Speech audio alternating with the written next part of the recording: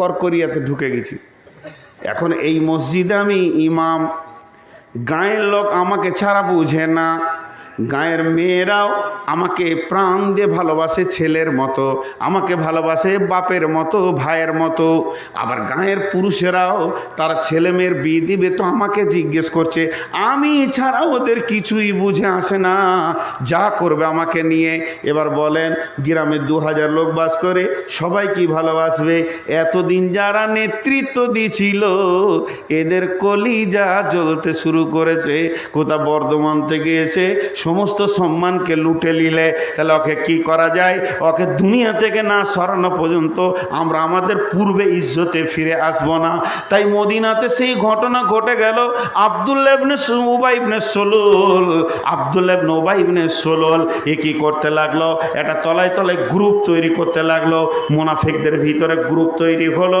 তারা গোপনে গোপনে 1টা 2টা 3টে মিটিং করেছে, আরও কম বেশি 3টে মিটিং করেছে। তারা মিটিং করতো কি নিয়ে? কেমন করে আমাদের হাতে নেতৃত্ব আসবে আর কেমন করে নবী মুহাম্মদ সাল্লাল্লাহু আলাইহি সাল্লামকে শেষ করা যাবে। যেদিন শেষ হবে আমরা যেমন নেতা ছিলাম ওই রকম ফিরে আসব। বহুত প্ল্যান পরিকল্পনা। কেউ বলছে কাবাতে যখন একা বসে থাকবে, এই মসজিদে নববীতে যখন একা বসে থাকবে, সবাই চলে যাবে কাজে, তখন একটা তলোয়ার নিজে তুই কোপ মেরে দিবি। কেউ বলছে না, এটা তো হবে না, 2-1 জন তো দেখে ফেলবে, ওর আইন খুব শক্ত, আল কাতল বিল কাতলে, কতলের পরিবর্তে কতল হয়ে যাবে। নানা রকম তাদের ব্রেনের মধ্যে যত রকম প্ল্যান পরিকল্পনা যেন গিজ গিজ গিজ গিজ গিজ গিজ করছে, সেইগুলোকে প্রয়োগ করার চেষ্টা করছে, কিন্তু কাজে কিছুই লাগে না। এর ভিতরে মুনাফিকের সর্দার আব্দুল্লাহ ইবনে উবাই বললে, রে তোরা এক কাজ কর, ওই ছেলেটি এসছে কোথা থেকে? বলে এসছে মক্কা থেকে। তোরা মক্কাতে গিয়ে দেখ, নিশ্চয় ওর দুশ্মন আছে। যা মক্কা যা, মক্কার খবরটা নিয়ে তো। মক্কার খবর আনতে পাঠিয়েছে, তো যাবে যা, তাই আবু জাহেলের পাড়াতেই ঢুকেছ। বলছে হ্যাঁ গো, তোমরা নবী মোহাম্মদকে চিনো? বলে সে আছে কোথায়, ওকে কাটবো। রাতে রাতে পালিয়েছে। তখন আর কলজেটা বড় হয়েছে, ঠিকই তো, কাজ মিলে গেছে, তাহলে আমাদের আর মারতে হবে না, খালি একদিন খবর দিলেই হবে। না ভাঙবে লাঠি আর সাপও মরবে, না থাকবে বাঁশ, না বাঁচবে বাঁশরি, কাজ হয়ে গেছে। ফিরে গিয়ে আবার মিটিং করছে ওরা। দুশ্মনে ওর ঢেরি লেগেছে, ওর বাপ, চাচাই তো ভাই টাই, আবু জাহেল সব ছেলে পিলে খুঁজছাকে কাটবার লেগে রাতে রাতে এসছে পালিয়েও। এদের কলজেটা বড় হলো। তাহলে কি করবি?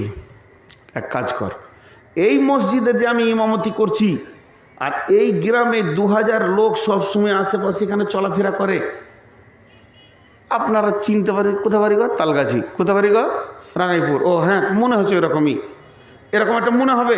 কিন্তু বর্ধমান থেকে যদি কোনো লোক এসে এখানে ঘোরাফেরা করে, আপনার না চিনলো, আমার মনটা বলবে একে মনে হচ্ছে আমার এলাকার লোক।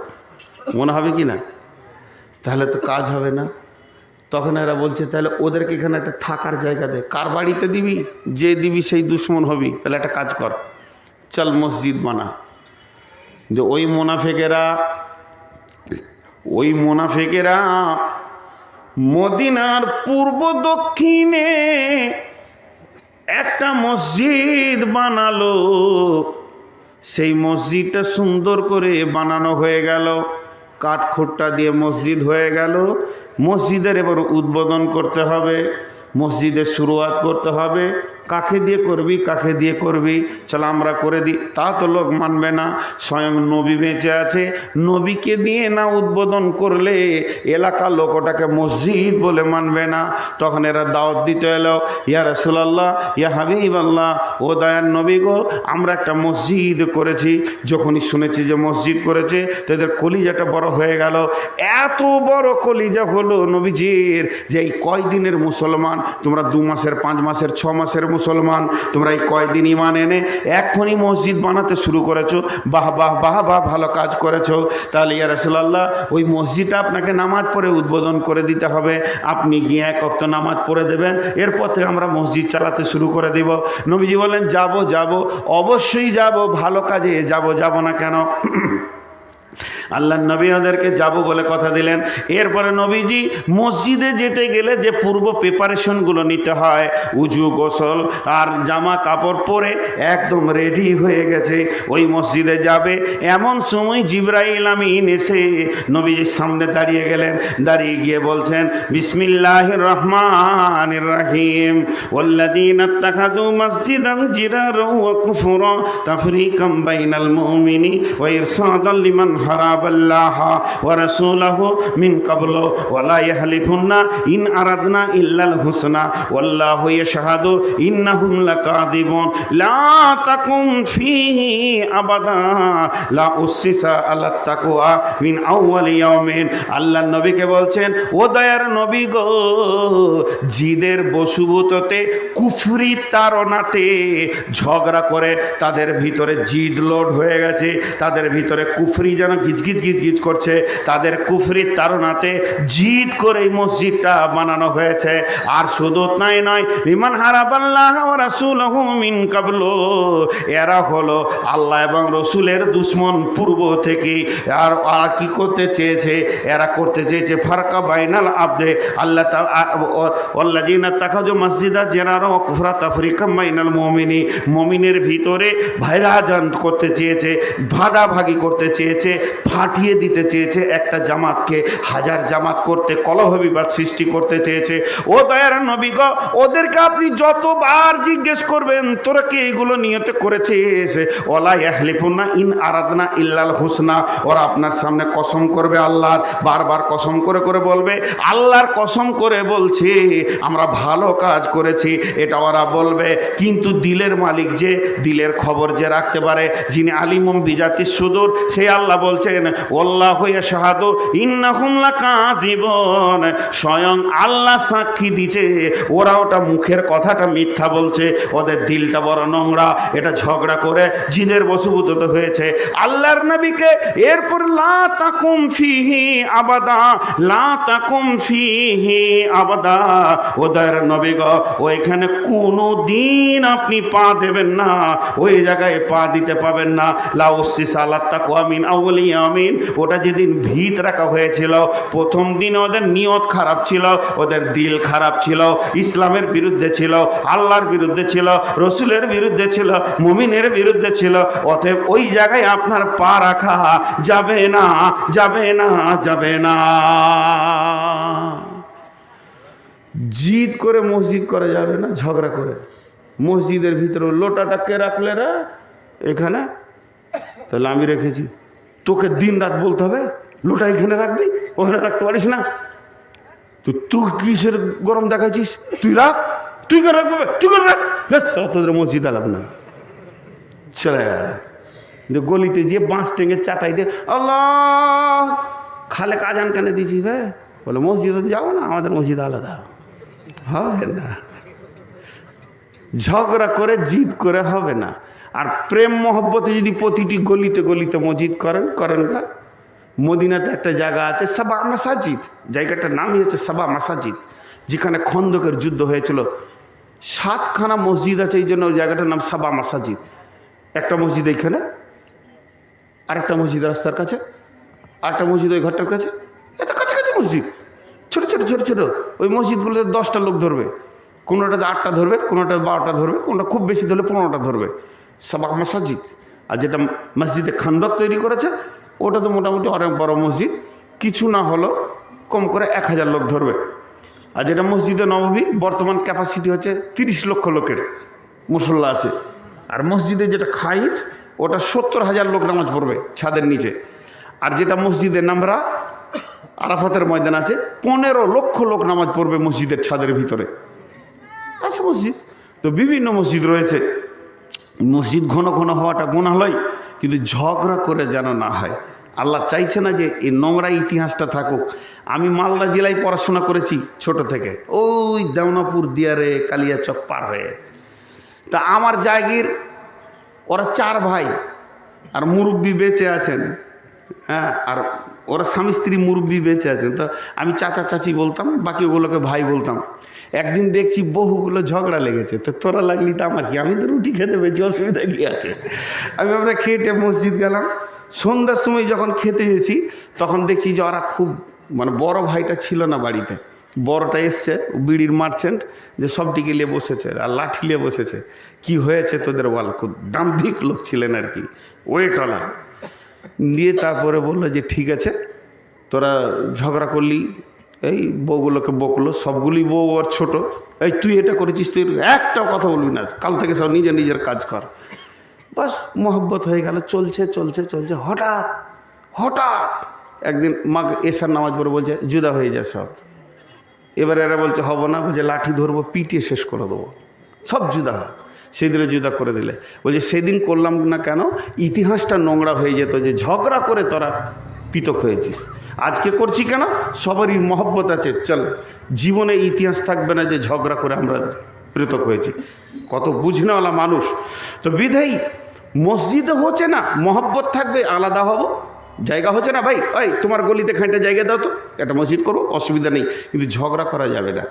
এখন একটা আপনাদেরকে ইতিহাস শোনাবো সাহাবীদের, কিন্তু দলিলটা আমার কাছে আবার যদি চাইতে যান তাকে দলিলটা দিয়ে দিই, কারণ আমি অনেক খুঁজেছি পাইনি। আপনারা যদি পেয়ে থাকেন তো বলবেন। তাহলে আমি পেলাম কোথা থেকে? আমিও একদিন শ্রোতা, আমার পাশের গ্রামে জালসা চলছে 1-1.5 কিলোমিটার, তো একজন মুরব্বী আলিম, তখন আমি ছেলে মানুষ, আমি পাস করিনি, আলিম হইনি, তো মনটা চাইলো যে জালসা শুনে আসি, তো গেলাম, শুনছি। তুমি বায়ান করতে করতে এই ঘটনাটা বললেন, তো ওনাকে এখন আমি আর পাইনি, ওনাকে পেলে আমি আবার জিজ্ঞেস করে নেব। আর আমিও যে সব হাদিস আমার মাথায় আছে, আস্তাগফিরুল্লাহ নাউযুবিল্লাহ, হতেই পারে না, কোথাও থাকতে পারে। তো এটা কোনো ফতোয়া নয় যে এই জয়ীব কথাগুলো বলা যাবে। আমি আপনাদেরকে বরাত দিয়ে দিলাম। এবার উনি যে বায়ানটা করছিলেন যে মসজিদের ভিতরে সাহাবীদেরও ঝগড়া হয়েছে, হয়নি এটা ভুল। সাহাবীরা মসজিদে লড়ালড়ি করেছে, ঝামেলা হয়েছে, কিন্তু রসুলের কাছে এসে আবার সব মিটামিটি হয়ে গেছে, ভেজাল আর রাখেনি ওরা। এখনই ঝগড়া হয়ে গেল, মাথায় আগুন চেপে গেছে, তোকে দেখে নিব, তোকে দেখে নিব। খানিক পরে ঘর যেয়ে বলছে বলা মনে হয় ঠিক হয়নি, যাই আমি মাপটা চাই। ও মনে করছে আমি মাপটা চাই। ওদের মধ্যে এই ঘটনা ঘটেছে। যেহেতু ইমানদার কোনো দিন জিয়ে রাখতে পারে না গুনাহকে। আচ্ছা, আমি যদি স্টেজে রেগে যাই, খুব যদি রেগে যাই, তা আপনারা কি বলবেন? মৌলভী সাহেব রাগ কেন করছেন গো? বলবেন কি বলবেন না? আরে হ্যাঁ না বলে না? মৌলভী সাহেব আপনি কেন রাগ করছেন? ও না হলে বলেছে তা আপনি কেন? হ্যাঁ, তো এবার কি বলবে? মৌলভী সাহেব কেন রাগ করছে, এটা বলবে কি বলবে না? আমি যে কথাটা বলতে চাইছি, এদিকে আসেন, দুজন শিক্ষিত লোক এসে আবার বলবে আপনার রাগ করাটা ঠিক হচ্ছে না, মূর্খ যা বলছে এটা আবার ভুল, শরীয়তের এটা পক্ষে নয়। রাগ করবো না মানে ও চোপা ভেঙে দিব, কি ভেবেছে?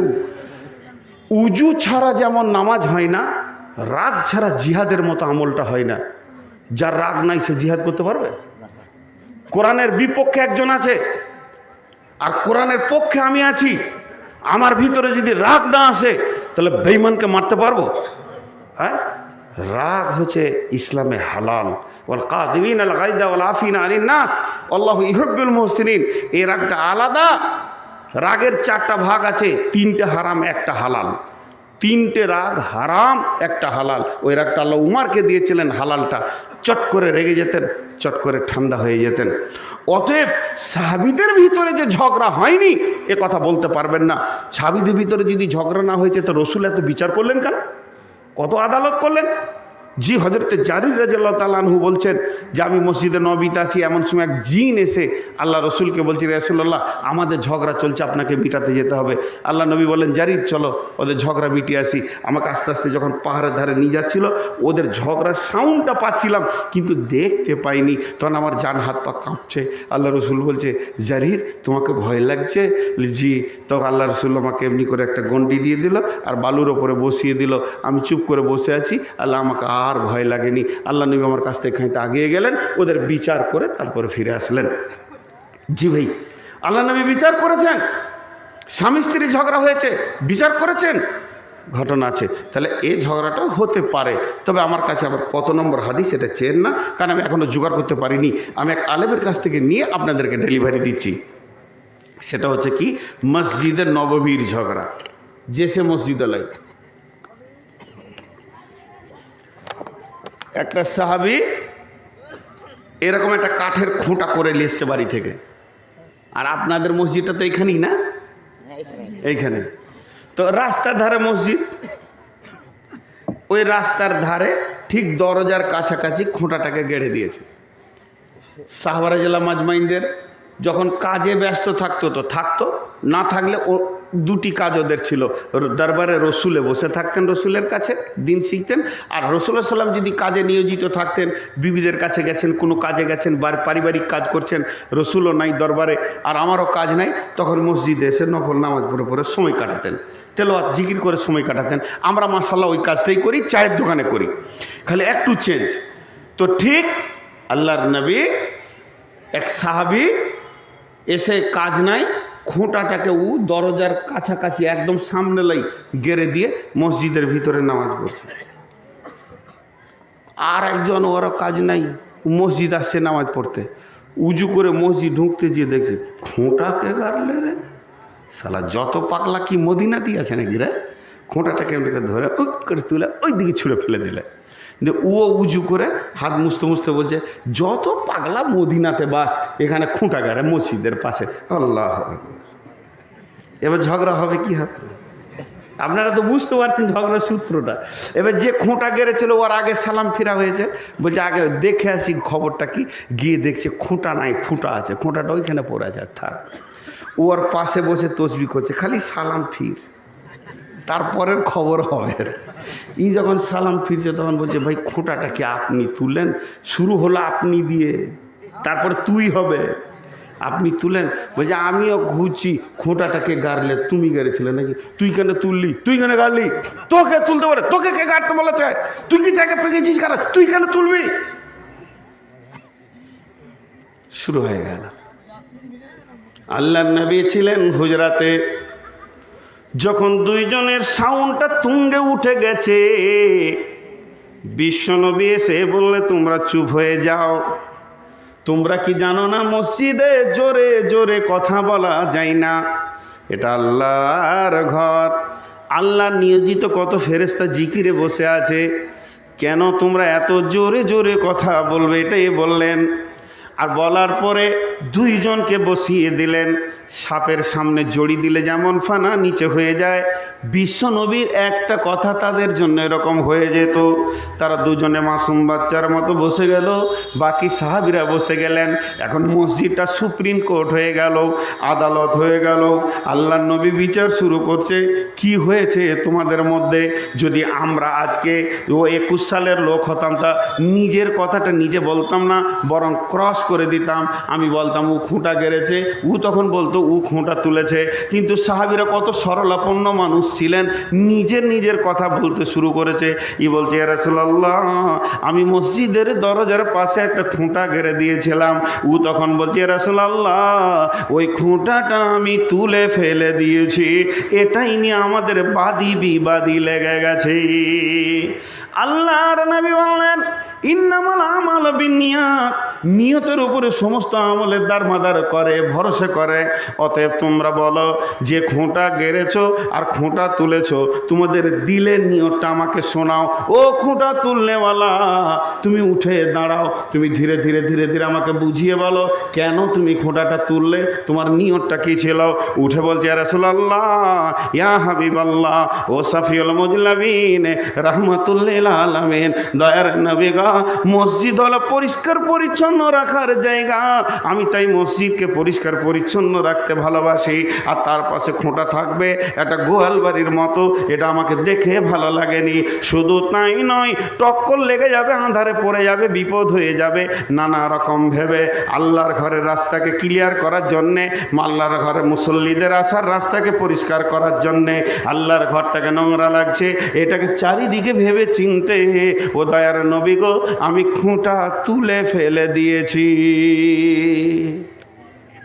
বস, তোমার বলা হয়ে গেছে, তুমি বসো। ওকে বসিয়ে দিলেন। আপনারা একবার বিচার করেন, ঠিক করেছে না ভুল করেছে? ঠিকই করেছে। এবার একে বলছে তুমি ওঠো, তোমার মাথায় কি বিগাড় দিলে যে তুমি খুঁটা কাটতে গেলে? ঘরে কাজ আর ছিল না? ই বলতে শুরু করলো, ও দয়ার নবী গো, এটা হলো মদিনা মানোয়ারা, এর উত্তর হলো শাম আর সিরিয়া, দক্ষিণে হলো মক্কা মুকাররমা। এটা হলো মসজিদে নববী। মক্কার লোকেরা উট গাধা ঘোড়া বোঝাই করে মাল নিয়ে চলে যায় সিরিয়াতে, আবার সেখানে ব্যবসা করে এই রাস্তা ধরে তারা মক্কাতে ফিরে যায়। তাদের যখন নামাজের টাইম হয় তারা মসজিদে নববীতে এসে নামাজগুলো সারে। এটা মরুভূমি ফাঁকা জায়গা, এখানে খালি জায়গাতে উটগুলিকে ছেড়ে দিয়ে তাদের নামাজে মন বসে না, তারা ধীরে নামাজ পড়তে পারে না, তাড়াহুড়ো করে নামাজ পড়ে। আমি খোঁটাটা এই জন্যে গেড়ে দিলাম, ওই বণিকের দলেরা, ওই ব্যবসায়ী লোকেরা তারা তাদের উটগুলিকে খুঁটাতে বেঁধে দেবে, আর ঘোড়া গাধাকে বেঁধে দেবে, খচ্চরকে বেঁধে দেবে। তারা এখানে দাঁড়িয়ে থাকবে, ওরা ধীরে সুস্থে আল্লাহর ঘরে নামাজ পড়বে। বলেন এবার ঠিক করেছে না ভুল করেছে? নিয়তটা খালি দেখেন। মসজিদে যে ছেলেটা বলছে লুটাটা ওখানে কেন রাখলি, ওরও নিয়ত ভালো, কেন যে লুটাটা ভালো জায়গায় থাকুক। আর ওটা ওখানে রেখেছে কেন, আমি উঁচু করেছে রেখেছি নামাজ পড়তে, তোর কি? এর নিয়ত খারাপ নয়, কিন্তু মধ্যখানে বোঝার ফের থাকে।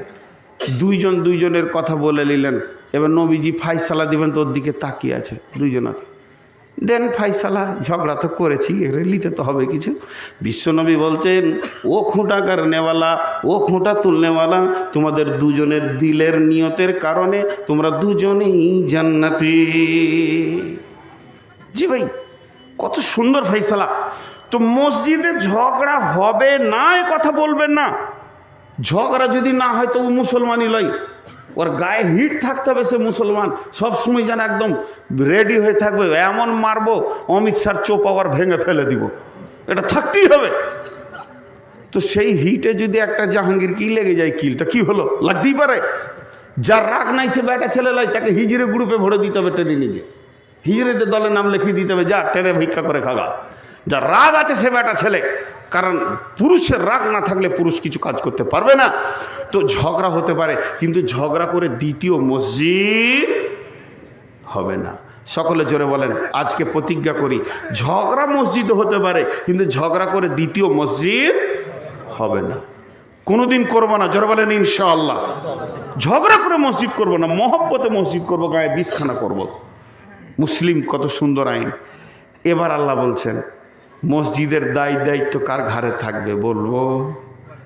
এটা জিজ্ঞেস করছি, কিন্তু যারা মসজিদ কমিটি আছেন ভাই আমার, একবারে ঘায়ে মরিচ লেগে যাবে, সামাল নিতে পারবেন না, কারণ আল্লাহর কালাম বলতে গিয়ে কম বেশি করতে পারবো না। বিসমিল্লাহির রহমানির রহিম। ইন্নামা ইয়ামুরু মাসাজিদাল্লাহি মান আমানা বিল্লাহি ওয়াল ইয়াউমিল আখিরি ওয়া আকামাস সালাতা ওয়া আতাজ যাকাতা ওয়া লাম ইয়াখশা ইল্লাল্লাহ ফাআসা উলাইকা আন ইয়াকুনু মিনাল মুহতাদিন। এখানে দুই ধরনের লোক আছি আমরা, আমিও জড়িত। কেউ কারোর দিকে আঙুল তুলবো না, ঠিক আছে?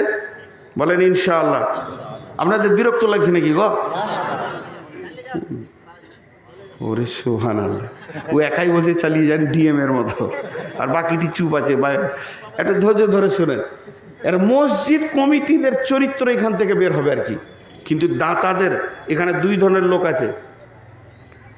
আমরা আছি মসজিদ কমিটি, আমাকে ওই ধরেলেন। আর আপনারা আছেন দেনেওয়ালা, দাতা আর গৃহীতা। কমিটি আর দেনেওয়ালা। আগে দেনেওয়ালাকে বলেলি।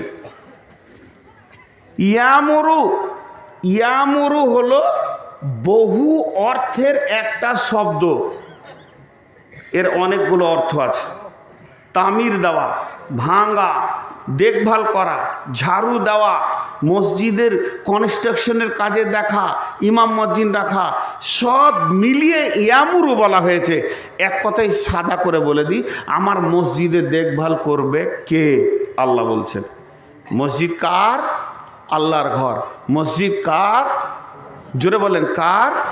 আল্লাহর ঘর। আল্লাহ বলছেন, ইন্নামা ইয়ামুরু মাসাজিদাল্লাহে, আমার মসজিদে দেখভাল করবে ওরাই, মসজিদে দান করবে ওরাই, যাদের ভিতরে 5খানা গুণ থাকতে হবে। 1 নম্বরে মান আমানা বিল্লাহি, 2 নম্বরে ওয়াল ইয়াউমিল আখিরি, 3 নম্বরে ওয়াকামাস সালাতা, 4 নম্বরে ওয়াতাজ যাকাতা, 5 নম্বরে ওয়ালাম ইয়াখশা ইল্লাল্লাহ। আল্লাহ বলছেন ফাআসা উলাইকা আইয়াকুনু মিনাল মুহতাদিন। জি, এখন আমার দিকে একটু খেয়াল করবেন। আগে দাঁতাদেরকে বলে দিই, তারপর কমিটিদেরকে বলবো সময় থাকলে, না থাকলে ওটা বাদ থেকে যাবে, তাহলে কমিটিটি এখন বেঁচে থাকবে, যা হবে হবে। এই যে দানটা করতে আসছেন, এটা ধরেন আপনার হাতে এখন টাকাটা আছে, এমনি করে দিবেন টেবিলে, তার আগে আল্লাহ 5টা কথা বলছে। হে দাতা, তুমি যে মসজিদে দান করতে আসছো, আমার ঘরে মাসাজিদ আল্লাহে, তাহলে তোমাকে 1 নম্বর শর্ত হচ্ছে তোমার আল্লাহর উপরে ঈমান থাকতে হবে। মান আমানা বিল্লাহে, 100তে 100 যদি আল্লাহর উপরে ঈমান না থাকে, তুমি আমার মসজিদে দান করতে আসিও না। তুমি বেঈমান হালাতে আমার মসজিদে দান করবে না। জি, কেন? ঝামেলা লাগবে, সেটা পরে বলছি। তাহলে তুমি ঈমান আনো। এখন আমার কাছে 30 লাখ টাকা আছে, আর আমি যাব হজে, ফিরে আসবো কি জানি না। তো আমি ছেলেদের হাতে টাকাগুলো দিচ্ছি না কেন? ছেলেরা আমার চোর লম্পট নয়, ওরা ভাগ করে নেবে বাপের টাকা। তো আমি চাইছি যে ওটা মত পর্যন্ত আমার কাছে রাখবো। হজের টাকা বাদে 30 লাখ আছে, তো আমি নিয়ত করছি গাঁয়ে কোনো লোককে ওটা আমানত দিয়ে যাব। তো এবার বলেন, আগে টাকাটা দিয়ে দেবো তাকে দিয়ে বিশ্বাস করব, না আগে বিশ্বাস করবো দিয়ে টাকাটা দেবো? আগে বিশ্বাস, তারপর টাকা। আল্লাহ বলছে তুই যে আমাকে দান করবি, আমার মসজিদে দিবি, তাহলে আগে তুই ঈমানটা আমার প্রতি আন, 100% আন।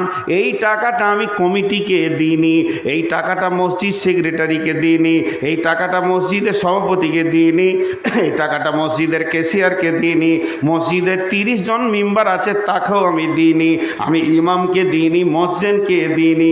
এই টাকাটা আমি দিচ্ছি আল্লাহকে, আল্লাহর নামে দিয়ে দিচ্ছি। মান আমানা বিল্লাহি। বলছে এবার চুপ হয়ে যা, মুখকে সিলিয়ে এলে, আর কোনো কথা বলবি না। তুই আমাকে দিয়ে দিয়েছিস, কতদিন কথা বলবি না? ওয়াল ইয়াউমিল আখিরে, আখিরাতের দিন পর্যন্ত তুই কথা বলবি না। কিয়ামতের নাম কিয়ামত, কিয়ামতের নাম নাবা, কিয়ামতের নাম সালা, কিয়ামতের নাম কারিয়া, কিয়ামতের নাম ইয়াউম, কিয়ামতের নাম ইয়াউমুল হিসাব, কিয়ামতের নাম ইয়াউমুল ফাসাদ। তার কিয়ামতের যতগুলি নাম আছে তার মধ্যে একটা নাম হচ্ছে ইয়াউমুল হিসাব, সেটা হলো হিসাবের দিন। তুই আমাকে দিয়েছিস, আমার কাছে একটা খাতা আছে, ওইখানে তোর নামে 100 টাকা আমি আল্লাহ লিখে নিয়েছি। এবার যেদিন কিয়ামত হবে সেই দিন তুই আমার কাছ থেকে ওর বদলাটা বুঝে নিবি, তোকে আর কারোর কাছে বুঝে নিতে হবে না। তো আমাকে দিয়েছিস, আমার কাছ থেকে পেয়ে যাবি। এবার যে আল্লাহকে নিয়ত করে দেয় না, দিচ্ছে সমাজের দেখা দেখি, ও কি করবে? ঝগড়া লাগাবে, আর কি করবে? নিজেকে আল্লাহর গদিতে বসাবে। ও এত খবিস, গাঁকে ধ্বংস করে দিবে, গাঁয়ে ঝগড়া লাগাবে, নতুন মসজিদ করাবে। ও এত বিষাক্তক হবে কেন? ওর আখেরাতের জ্ঞান নাই। ওই দূরে বসে আছে, ও চুপ করে একটা টয়লেট ঢাকালে দিয়ে 20 টাকা দিয়ে চলে গেল, এমনি করে দিচ্ছে সবাই, আমি দিলাম, হ্যাঁ যেটা হবে হোক গা। এখন আবুল কাসেম মৌলানা যে চালাইছে বায়ান, আর 2 হাতে পয়সা, আল্লাহ জান্নাত দাও, আল্লাহকে মাফ করে দাও, মাকে মাফ করে দাও, বাপকে মাফ করে দাও, ঘরে বরকত দাও, দরে দাও, দিতে দিতে দিতে দিতে 2টা বয়াম ভর্তি হয়ে গেছে। দূরে থেকে দেখছে এমনি করে, খুব পিটি করে দেখছে, টাকা প্রচুর হলো, টাকা জমজমাটি টাকা হয়েছে। আর ও যেমন খবিস, ওর গাঁয়ের বন্ধুটিও ওইরকম খবিস, ওইখানে বসে বসে দেখে নিল। 3 দিন 4 দিন পর বলছে, জালসার খবর কী রে? বলি, জালসার খবর আমার যেটা আইডিয়া, সব খরচ খরচা বাদে লাখ 3-4 থাকবে, 4 লাখ তো আছেই। বলছে আমারও এরকম আইডিয়া। কাজ হলো কই মসজিদে, মাত্র 20,000 টাকার কাজ হয়েছে। মেরে সালা চোর, সালা ডাকাত মেরে এই চোপা চালাতে লাগলো। গাঁকে 2 ভাগ করবে এবার। এরই মাঝে ও বলবে, জুমার দিনে খালি কথাটা তুই তুলিস তো, তারপর দেখবো মসজিদ সেক্রেটারিকে বেঁধে যদি না দিই। সারা জীবনে উজু জানে না, জুমার দিনে মুখ হাত পা ধুয়ে ঢুকে পড়লো, ঢুকে এক কোণে বসে আছে। আর যেই ইমাম সাহেব সালাম ফিরেছে, সে বলছে কি হলো, কি বুঝলেন, কি বুঝলেন ভাষাটা বলেন। তারই মাঝে 5 জন বলছে ঠিকই বলেছিস বে, ওরাও বুঝেনি কিন্তু ঠিক বলেছে কেন, তার আগে চা পান খাওয়া আছে, যে ও চিল্লাইলি আমাদেরকে ঠিক আছে বলতে হবে। ওই মসজিদ কমিটি বসে যাও, হিসাব দাও। আর আজকের জালসাতে কমিটি সমস্ত খরচ খরচা বাদ দিয়ে 72,000 টাকা পেয়েছে। আর ওদের আইডিয়া কি ছিল, 4 লাখ। লেগে গেল ঝগড়া, এমন ঝগড়া লাগবে গাঁটাকে 2 ভাগ 3 ভাগ করে দেবে। এর জন্য আমার আল্লাহ বলছেন, বান্দারে তুমি এক কাজ করো, আমার ওপরে ঈমান এনে দান করো। তুমি আমার কাছ থেকে বুঝে নেবে, এই টাকাটা যদি কমিটি নিয়ে গিয়ে জুয়া খেলে নেয়, কমিটি যদি এটা খেয়ে নেয়, কমিটি এটাকে যদি ফেলে দেয়, কমিটি এটা যদি নষ্ট করে দেয়, কঠিন কিয়ামতের মাঠে সে আর আল্লাহ বোঝাপড়া করে নেবে। কিন্তু তোমার 1 টাকাও কমবে না, কমবে না, কমবে না, কমবে না। তুমি আমাকে নিয়ত করে দান করবে। চলো এবার বুখারীর একটা হাদিস, একটা ঘটনা আছে। আল্লাহ তাসাদ্দাকনা বিসাদকাতিন ফাখারাজা বিসাদকাতি ফাজা ফি হাদিস সারিকে আল্লাহ ফাসবাহু ইয়াতাহাদ্দাসুনা তুসদ্দিকাল লাইলাতা আলা সারিকে আল্লাহুম্মা লাকাদ আলা সারিকে। এটা লম্বা ঘটনা আছে, শুধু আপনাদেরকে বাংলায় শুনিয়ে দিই। বানি ইসরাইলের জামানায় নবী মুসার জামানার ঘটনা আল্লাহ নবী বর্ণনা করছেন। সহিহ বুখারী শরীফের হাদিস। একটা লোক নিয়ত করেছে, আজকে গোপনে আমি দান করব রে, এই দানটা এত গোপনে করব, কাউকে জানতে দিব না।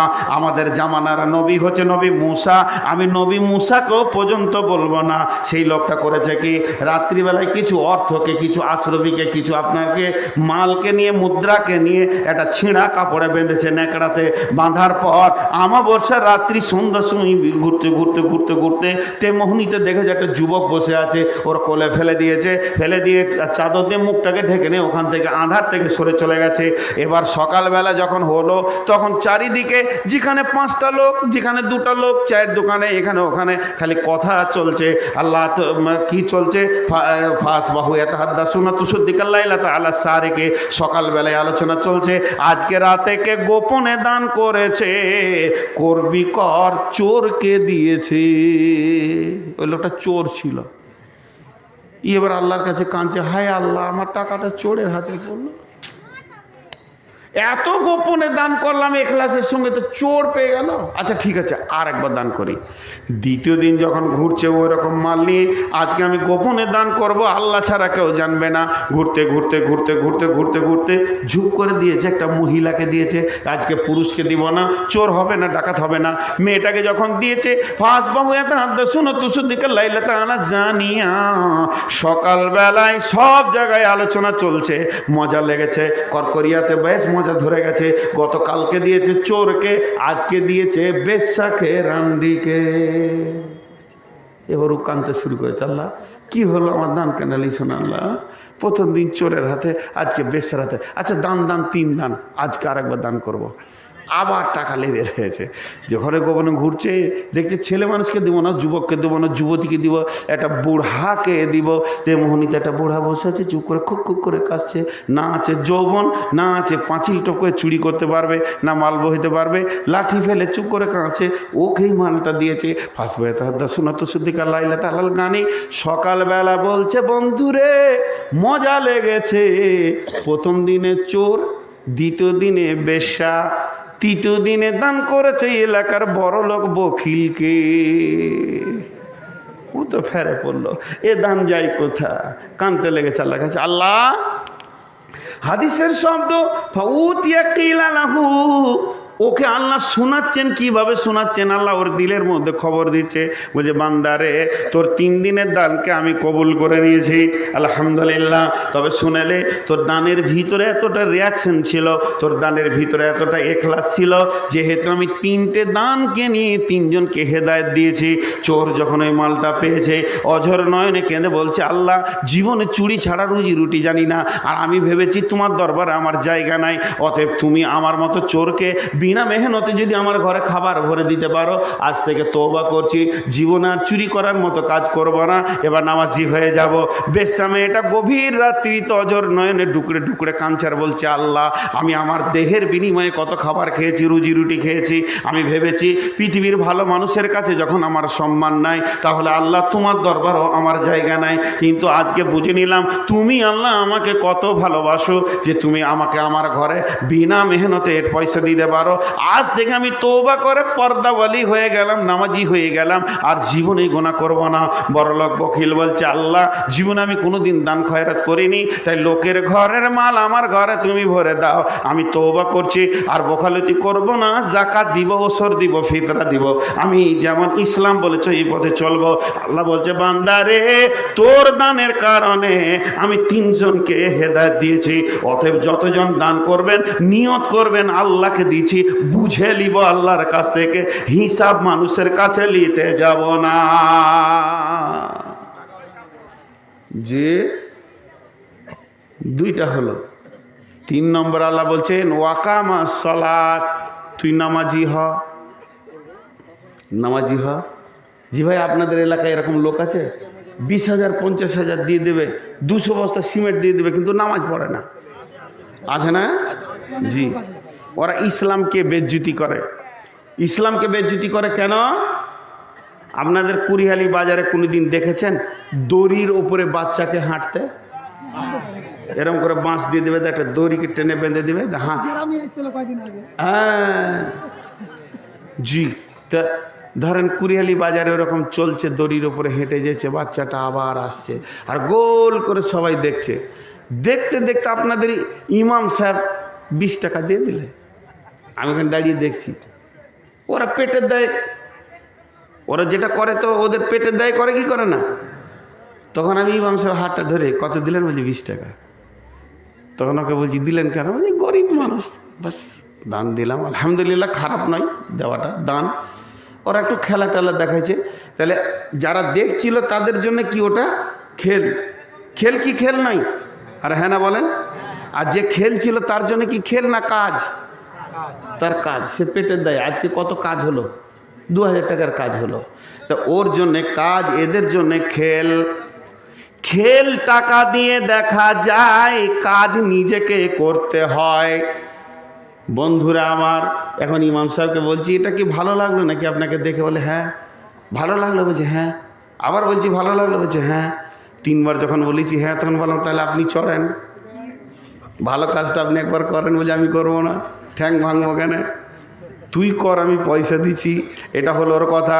তাহলে যারা মসজিদে নামাজ পড়ে না অথচ টাকা দিয়ে মসজিদ বানাতে চায়, ওরা ইসলামটাকে খেল মনে করে।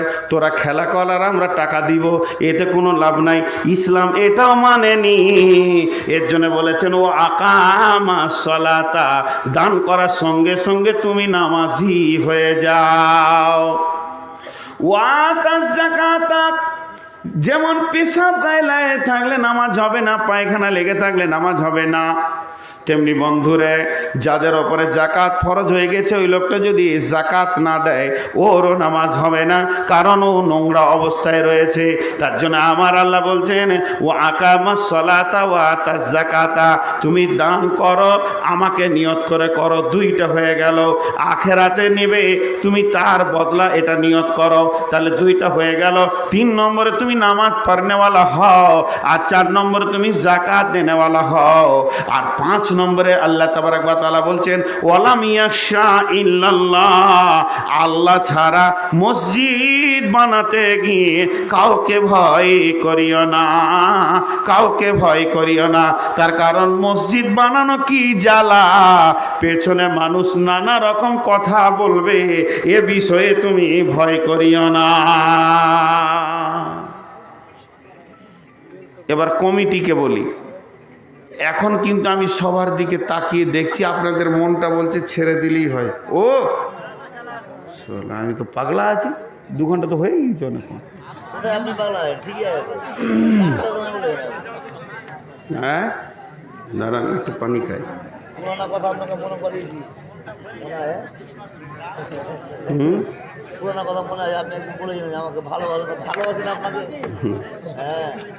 আপনারা কথা বলছেন কেন জি?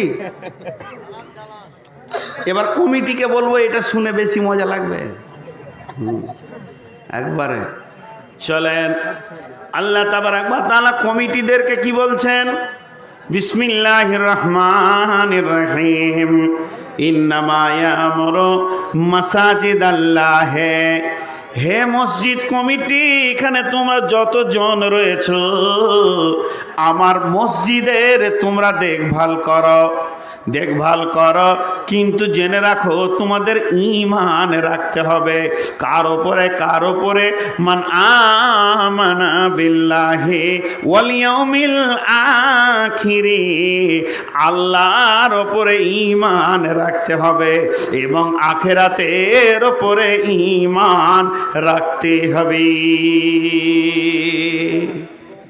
এখন বলেন, আপনারা মুখ খুলেন, এই যে টাকাটা টেবিলে আছে, টাকাটা কার? এখন আপনারা দিয়েছেন কাকে? তাহলে টাকাটার মালিক কে? এখন আল্লাহ।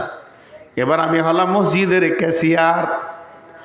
যখন ওই টাকাটা আমি হাত দিতে এসেছি, আপনি দান করতে আসছিলেন, তখন ওই কথাগুলো বলা হলো।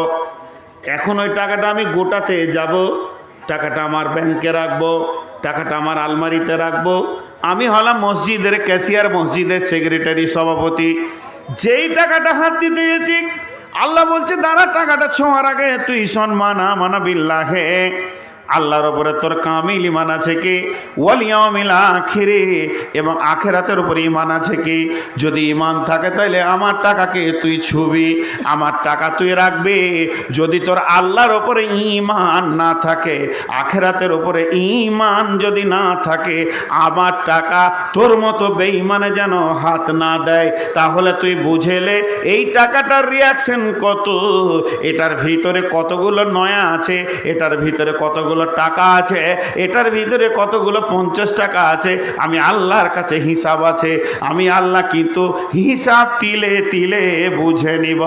যেমন আপনি আমি দান করেছি, তার বদলাটা আল্লাহ কিয়ামতের দিনে দেবেন, তেমনি মসজিদ কমিটির কাছে কিয়ামতের দিনে মসজিদের আয় ব্যয়ের ভাউচার বুঝে নেবি।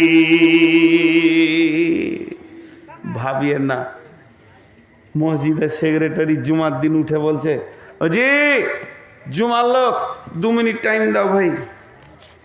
বিসমিল্লাহির রহমানির রহিম, 2021 সালের আয় ব্যয়ের খরচ, সিমেন্ট রড, এটা বলতে বলতে শেষকালে বলছে উদ্বৃত্ত 30 টাকা 25 পয়সা আছে। 22 লাখ টাকার খরচ দেখিয়ে দিলেন। কিংবা ঋণ হয়ে গেছে 2365 টাকা। দিয়ে খাতাটা এমনিকে গুটিয়ে দিয়ে সুন্নত নামাজ ধরে নিলে বিড়বিড় করছেন। আল্লাহ বলছে ঠিক আছে, তো গাঁওয়ালাকে বুঝিয়ে দিয়েছিস। আর গাঁওয়ালা সালাম ফিরে বাড়ি যেছে আর মনে মনে বলছে আমাদের মসজিদের ক্যাশিয়ার আল্লাহ দিয়েছে একটা, আহা খুব পরেশগার, এইরকম ভালো ছেলে আর আজও হয় না। নাম করতে করতে চলে গেল। আল্লাহ বলছে ওটা শেষ নয়, এইটা তোর শেষ নয়। মানা মানা বিল্লাহ, এই টাকাগুলোর মালিক আমি আল্লাহ। হে মসজিদ কমিটি, ওয়াল ইয়াউমিল আখিরি, আর আমার আখিরাতের দিনে তোকে ভাউচার বোঝাতে হবে। যখন আমি আমার বাড়িটা বানালাম, কুড়িহালি থেকে মাল আনতে গেছি, তখন আমি বাড়ি থেকে মুড়ি খেয়ে গেছি, আর কুরিয়ালিতে মালগুলোকে আপনার কিনা ভুটভুটিতে লোড করে দিলাম। লোড করে দিয়ে আর কিছু খেলাম না, যে পয়সা শেষ হয়ে যাবে। এখন যদি পরোটা খেতে যাই, মিষ্টি খেতে যায়, 50 টাকা চলে যাবে, তার থেকে আমার রড বাঁধার তারগুলো হয়ে যাবে। আমি ওই টাকা বাঁচিয়ে কিনে নিয়ে আসলাম 10 কুইন্টাল রড। ভুটভুটিওয়ালা বলছে ভাই ও রাস্তায় যাবে না। আমি বললাম তুই চড়িয়ে এলে, আমি পাছাটা ঠেলতে ঠেলতে যাব, আমি হেঁটে হেঁটে যাব, তাতে 2 পয়সা বাঁচানোর চেষ্টা করলাম। আমি আমার বেটির বাড়ি বানালাম, তখন আমি ওইভাবে তিলে তিলে টাকাকে বাঁচিয়েছি। আমার বেটার বাড়ি আমি বানালাম, বেটা চাকরি করে শিলিগুড়িতে থাকে, আমাকে টাকা দেয়, আমি বাড়ি বানাই। আমি তিলে তিলে টাকাগুলো বানাতে চলেছি। কিন্তু যখন আমি মসজিদের কাজে গেলাম, সিমেন্ট লাগবে 5 প্যাকেট, রড লাগবে 17 কেজি, মাত্র ক্ষুদ্র কাজ বাকি আছে। আমি কারিয়াতে গিয়ে মালগুলোকে কিনলাম, কেনার পরে বললাম সিমেন্ট হলো 5 বস্তা আর রড হলো 17 কেজি, কুলি খরচা 300 টাকা, আর টিফিন খরচা 700 টাকা, চা খেয়েছি 200 টাকা।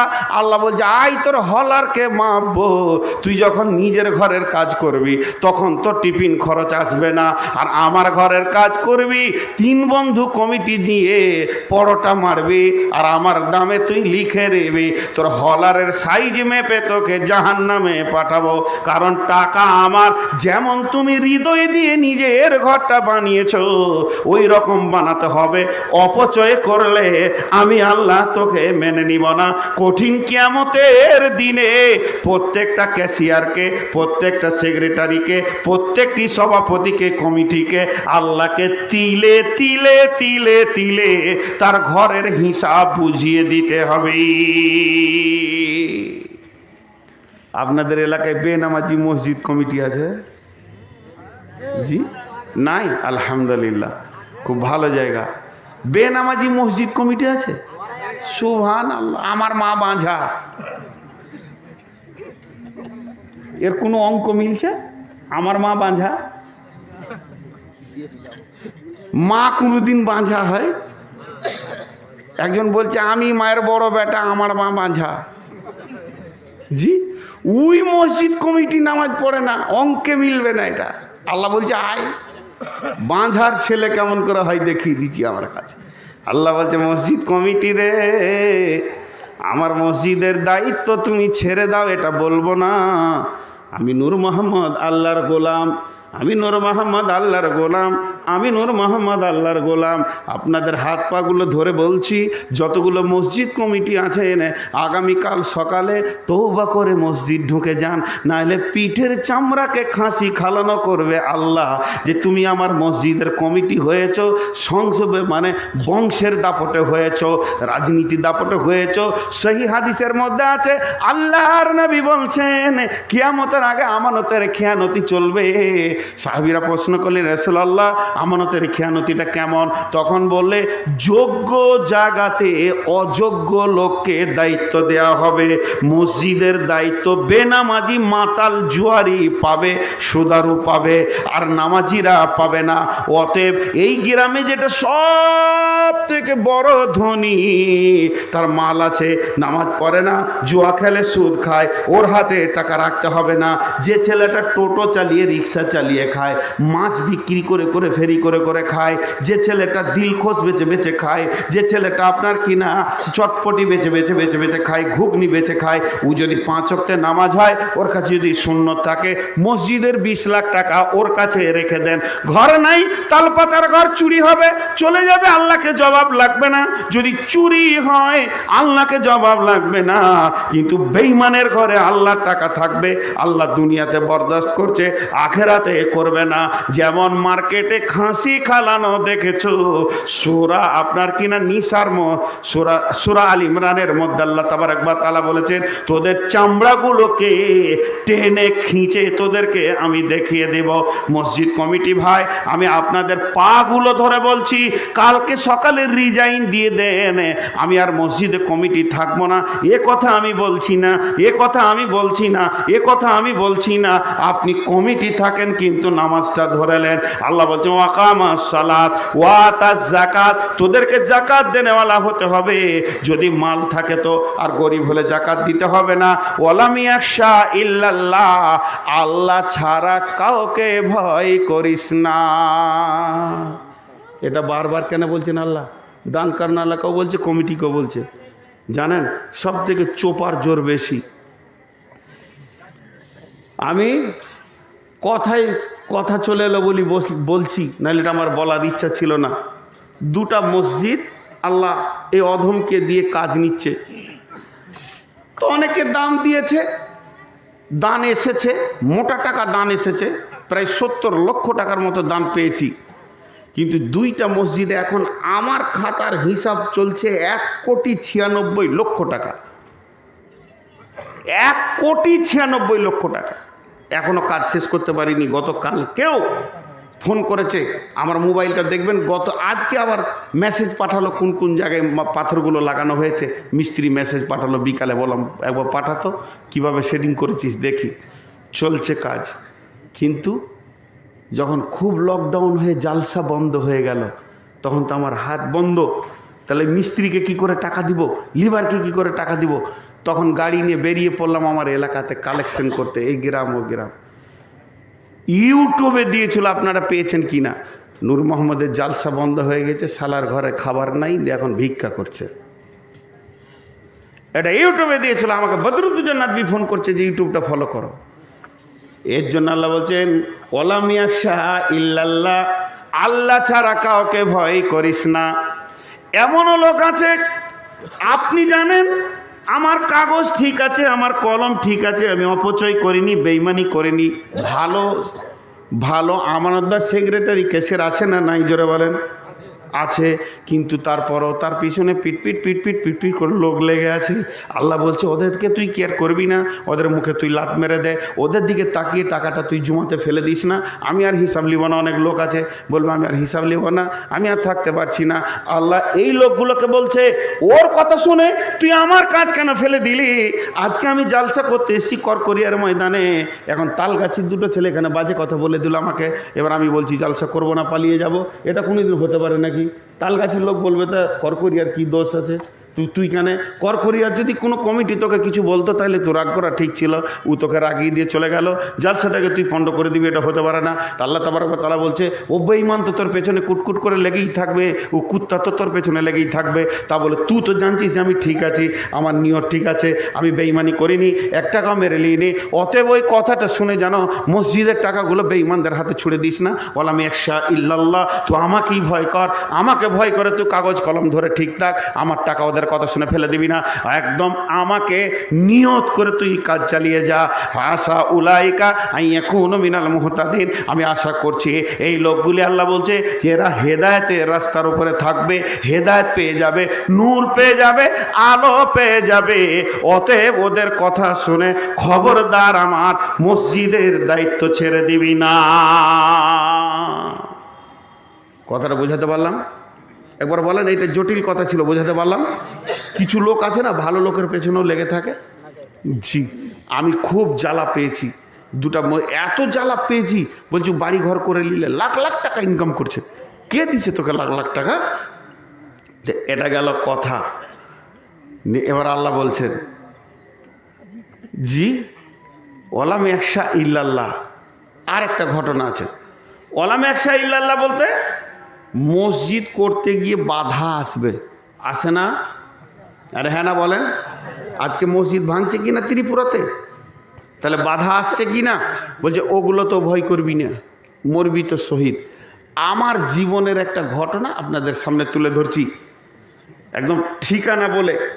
আমি মাদ্রাসা থেকে পড়া শেষ করে ইমামতি করেছি 6 বছর, মাদ্রাসায় ছিলাম 3-4 বছর, তারপরে এই জালসায় নেমে গিয়ে আর মাদ্রাসায় ইমামতি হয় না। তো যখন আমি ইমামতি করতাম প্লাস মাদ্রাসায় থাকতাম, ঠিক শীতের সময় দুপুরে 2টি খেয়ে মসজিদের রোদে শুয়ে আছি, একটা বুলেট গাড়ি ঢুকলো, রাজদূত পুরাতন, ঢুকে বলছে মৌলভী সাহেব উঠেন। পরিচিত হালকা। কোথা বাড়ি গো? বলে খুজুটিপাড়া, বীরভূমে নানুর থানায় খুজুটিপাড়া বলে একটা ছোট মার্কেট আছে, চটি এই যেমন ভালুকার এরকম। তো কি ব্যাপার উঠেন বলছে, বলছে উঠেন তো জামাটা নেন। উঠে জামাটা নিলাম, বলছে বসেন। মাঝে আমাকে বসিয়ে নিলে, আর তাদেরকে দেখো ভয় লাগছে, দু চারটা খুন করবে ওই রকম মাল দিয়ে নিয়ে গেছে আমাকে। রাস্তায় যেতে যেতে বলছে যে মৌলানা স্যার ভয় করবেন না, আপনাকে 10 থেকে 15 মিনিট কথা বলতে হবে। পঞ্চায়েতের বারান্দায় মাইক থাকবে, 10 মিনিট কথা বলবেন, মসজিদ কি কেন, এরকম আপনি তৈরি হন। তবে আমরা আগে মরবো, তারপর আপনি মরবেন। তার মানে ভেজাল আছে, ঠিক আছে না? এবার ভেজালটা কি শুনেলেন? ওই খুজুটিপাড়া মার্কেটটা একটা পুকুরের পাড়ে, চারিদিকে পুকুর, এখন পুকুরটা মরে গেছে। পুকুরের চারিপাড়ে 3 দিকে রাস্তা বয়ের মতো, মাঝখানটা পুকুর, আর চারিদিকে বাজার। 53টা অংশ আছে পুকুরে। কজন বললাম? 53 জন। তার মধ্যে 52টা মুসলিম, একটা হিন্দু। ও বড়লোক হিন্দু হলো। এই 52 জন গিয়ে ওকে বলেছে কাকু আপনার অংশটা আমাদেরকে বেচে দেন। বলে কেন রে? আমি যে দোকান টোকান দিব ভাবছি। বলছে না, আপনি আর আমাদের ভিতরে থেকে কি করবেন? তা আমরা এখানে কম বেশি 80খানা দোকান রয়েছি মুসলিম, তো আমাদের একটা নামাজ পড়ার জায়গা নাই, তো সবাই নিয়ত করেছি আপনার অংশটাকে কিনে ওই জায়গাটাতে একটা মসজিদ বানাবো। তো সেই যুগে ওখানে 1 কাঠার মূল্য ছিল 10-12 বছর আগে 6 থেকে 7 লাখ টাকা। 6 থেকে 7 লাখ টাকা। ওই রকম যুগে ওই ব্যক্তি কি বলেছে জানেন? যদি তোরা কেউ কিনে দোকান